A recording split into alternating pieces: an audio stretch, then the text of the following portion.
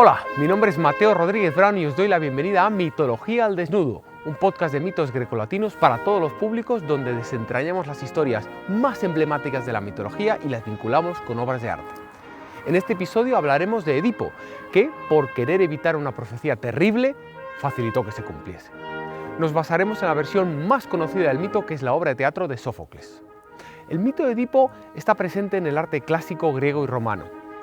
Tras siglos de ausencia en la Edad Media, Renacimiento y Barroco, probablemente por lo escabroso del tema, resurgió con fuerza en el romanticismo del siglo XIX.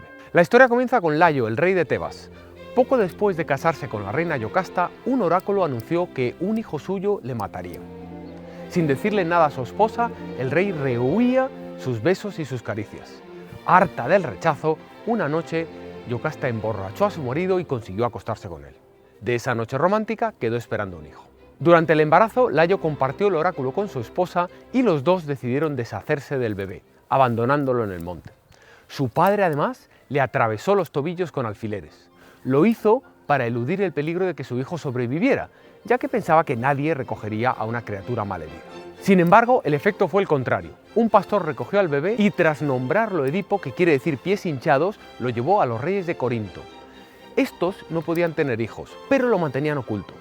Decidieron adoptar a Edipo porque pensaron que así sería más sencillo hacerlo pasar como suyo, al tener así los pies. De ese modo evitarían la sospecha de que fuera un expósito recogido. Al pastor, como premio y sobre todo para evitar que hablase, le nombraron mayordomo real. Este personaje volverá a aparecer al final de la historia.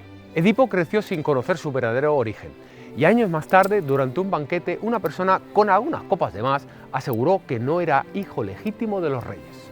Edipo consultó a sus padres adoptivos y ellos lo negaron y le aseguraron que eran sus verdaderos padres. Aún así, inquieto, viajó hasta el oráculo de Delfos. El oráculo no solamente no respondió a su pregunta, sino que además le dijo que su destino era matar a su padre y casarse con su madre. Horrorizado por la profecía, vagó sin rumbo, totalmente desorientado. Como todavía era joven, pensaba que podía vencer a los dioses y para evitar el terrible augurio decidió huir y así evitar el parricidio y el incesto. Caminó hasta un cruce de 3 senderos. Como era de noche, estaba cansado y no sabía qué ruta tomar, durmió en mitad de la encrucijada. Al día siguiente una patada lo despertó.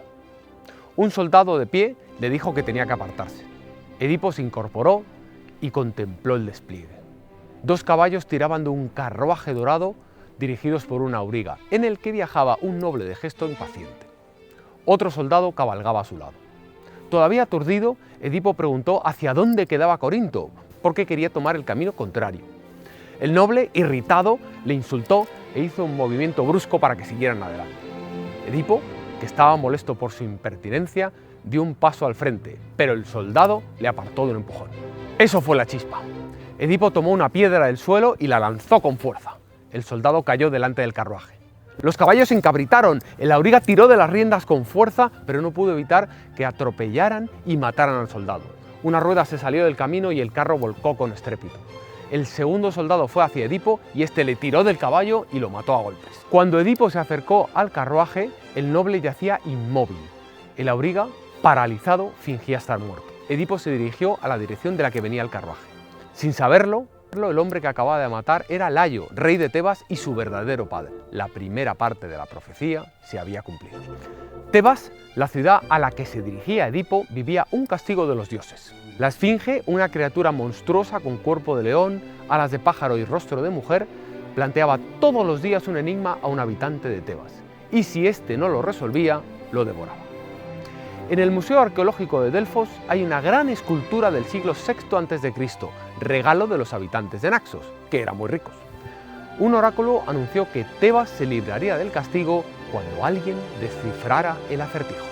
Entre paréntesis, la esfinge griega es diferente de la egipcia, aunque comparten el cuerpo de león. La de nuestra historia es un instrumento divino de castigo, mientras que la de las pirámides es un guardián de templos y representa el poder real. Incluso difieren en su género, femenino en Grecia, masculino en Egipto. Antes de que la auriga, único testigo del asesinato, regresara a Tebas, la noticia de la muerte de Layo ya se había extendido. Creonte, hermano de la reina Yocasta, prometió el trono y la mano de su hermana a quien venciera a la esfinge. Edipo, que caminaba en la dirección del carruaje de Layo, llegó a Tebas. Allí le informaron del castigo de los dioses y afirmó que sería capaz de resolver el enigma. Edipo se acercó a la esfinge, que le planteó el acertijo. ¿Qué ser dotado de voz tiene a la vez 4, 2 y 3 patas? Edipo pensó mucho y cuando la esfinge tenía la boca abierta respondió: ¡el hombre! El monstruo, al ser vencido, se arrojó de un acantilado para suicidarse. Esta escena aparece en la cerámica del siglo V a.C. y siglos después volvió a fascinar a pintores románticos del XIX como Dominique Ingres. Los pintores simbolistas añadieron una lectura sensual, como el francés Gustave Moreau, el alemán Franz Schütt y el belga Fernand Knopf. Tal y como prometió Creonte, Edipo se convirtió en el rey de Tebas y se casó con Yocasta. Es decir, se casó con su madre, cumpliendo la segunda parte de la profecía. Tuvieron varios hijos y durante 20 años fueron felices. Sin embargo, los dioses no olvidan y una terrible peste asoló Tebas y la llevó al borde del colapso. Entre el contagio y el hambre, la población estaba moribunda. Se consultó un oráculo y la respuesta fue: Tebas está enferma porque el asesino del antiguo rey Layo sigue impune. Edipo aseguró que encontrarían al culpable y Creonte propuso llamar a Tiresias, un adivino que era ciego. El rey aceptó. El adivino no quiso responder porque sabía que la verdad sería muy dolorosa. Edipo se irritó y le insultó: «¡Eres un inútil sin vista!». A lo que Tiresias respondió: «Yo no tengo ojos, pero tú eres más ciego que yo. El asesino que buscas eres tú». Edipo se enfadó muchísimo y se lanzó hacia el adivino. Lo hubiera golpeado si no llega a interponerse Creonte. El rey bramó contra él: «Tú has traído a este mentiroso para usurparme el trono, debería matarte». Cuando Creonte había cerrado los puños preparado para la pelea, apareció Yocasta y reprendió a los dos, separándolos como una madre. Bueno, es que en realidad era la madre de uno de ellos. Para calmar a su marido, le contó algo que en realidad le puso más nervioso. No hagas caso de los adivinos.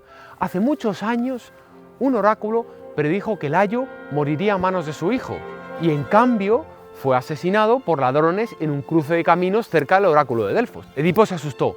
Él había matado a un noble 20 años antes en una encrucijada cerca del oráculo. Preguntó a Yocasta cómo lo sabía y ella le contó que el auriga había sobrevivido y lo había contado. El rey mandó que lo trajeran inmediatamente. Antes de que llegara el auriga del rey Layo, apareció el mayordomo de los reyes de Corinto. Era el pastor que había entregado a Edipo de bebé y que había ascendido a mayordomo real.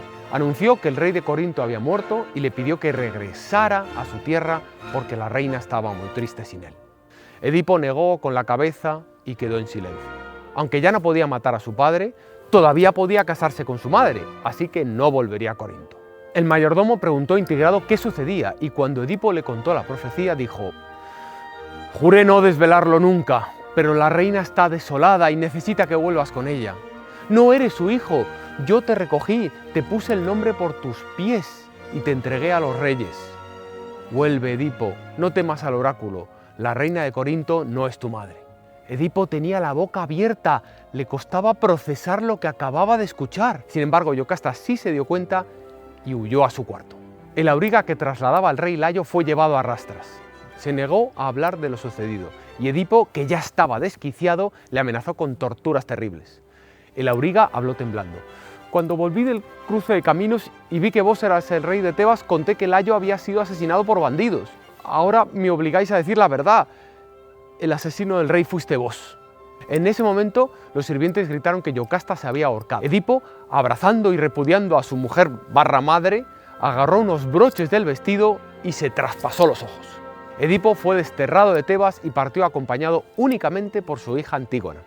Vivió errante y despreciado hasta que al final de su vida Teseo le acogió en Colono. Y terminamos con el impacto actual de este mito, que Sigmund Freud utiliza para formular el complejo de Edipo. Es una estructura psíquica que se manifiesta entre los 3 y 5 años cuando el niño desarrolla un deseo hacia el progenitor del sexo opuesto y una rivalidad con el del mismo sexo. La superación de esta fase da lugar a una identificación más estable con el progenitor del mismo sexo. Freud hace referencia a la obra Hamlet de Shakespeare, donde plantea que el protagonista no actúa contra su tío Claudio porque éste ha realizado de forma explícita un deseo que el propio Hamlet mantiene reprimido. Cerramos con el Edipo Rey de Max Ernst, una obra surrealista que traslada el mito al mundo de los sueños. Muchas gracias por escuchar este episodio y espero que nos volvamos a encontrar en Mitología al Desnudo.